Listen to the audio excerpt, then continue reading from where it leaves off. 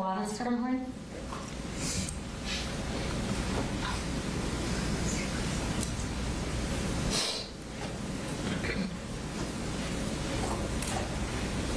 Alanna, I'll have you raise your right hand. Do you swear affirm the testimony you're about to give in the matter now pending before the court is the whole truth and nothing but the truth, so help you God? Okay, you'll just tell the judge your name and tell him what you want him to know in Colin Gray sentencing. My name is Alanna Schermerhorn Wallace. Before I talk about the choices that led us here today, I want to talk about those choices, who those choices affected. Mason was not just a victim of a tragedy. He was a 14-year-old who had a family who loved him, friends who cared about him, and a future that was supposed to continue. He's my little brother. Mason was the type of person who made people feel seen. He had a kindness about him that was rare. He looked for the good in people even when they did not always show it themselves. And he accepted people without judgment and treated everyone like they mattered.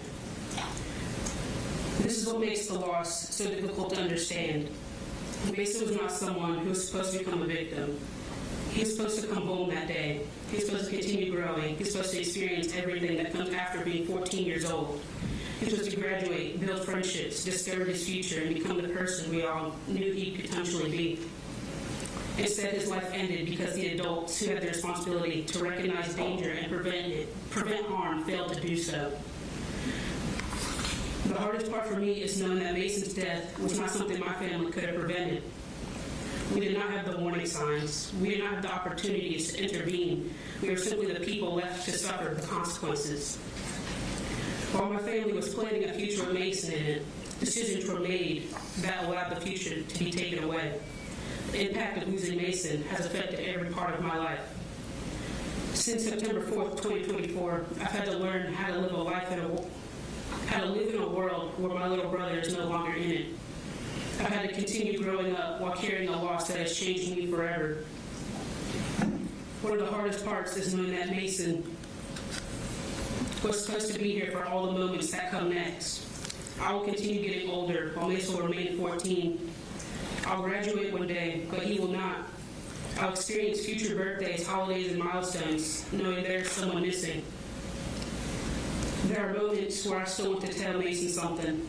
I see something he would have liked, think of a joke he would have laughed at, or remember a game that we used to play. And for a moment, I forget that I cannot share those things with him anymore.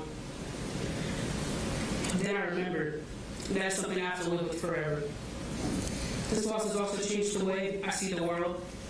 I no longer have the same sense of safety I had before. School no longer feels like the place it once did. Every time I walk into a school building, a thought immediately crosses my mind. If this can happen to Mason, then why can't it happen to me?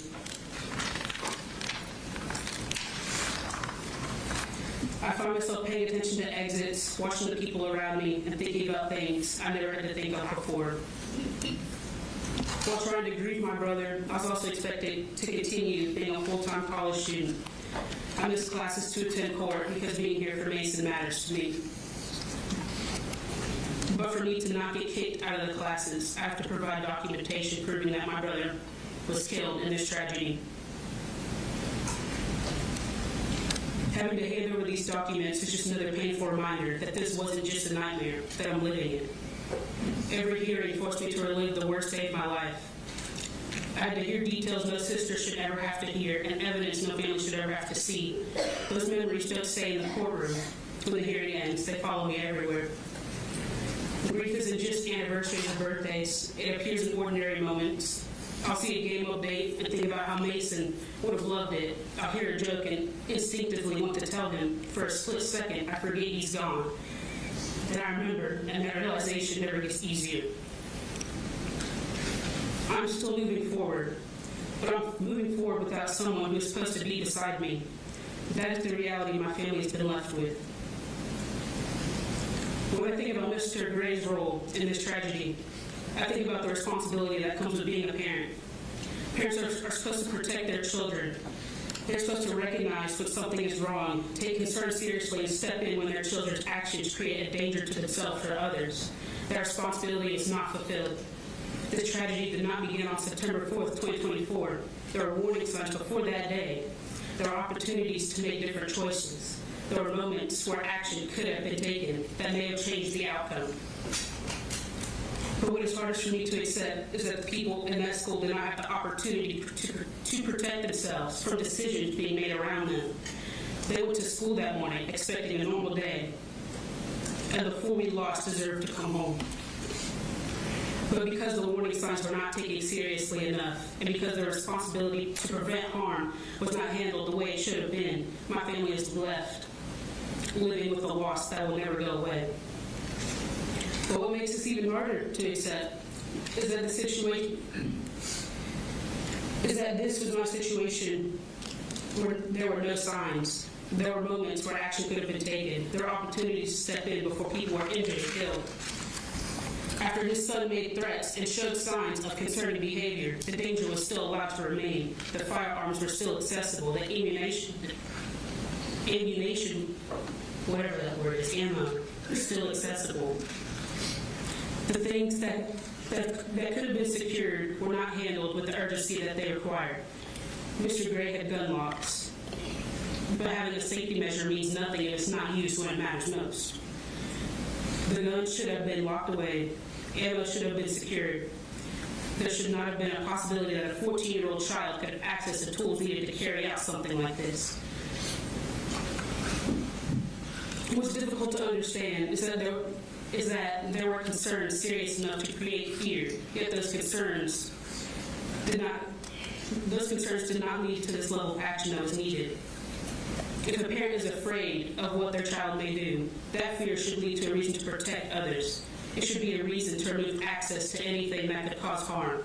It should be a reason to seek immediate help and intervention. Instead, the danger continued to exist until it became a tragedy that my family has to live with forever. I understand that no one can change what happened on September 4th. Nothing said in this courtroom can bring Mason back to my family, but accountability matters because Mason's life mattered. I understand that no one can change. He was not supposed to become the result of a series of missed warnings and failed decisions. He's supposed to continue living his life. He's supposed to grow up, make mistakes, chase his dreams, and become the person he's meant to be. Instead, my family has to live with the consequences of choices we never made. We have to wake up every day knowing that Mason is gone. We have to celebrate milestones knowing there's someone missing. We have to imagine the future he should have had because we'll never get to see it happen.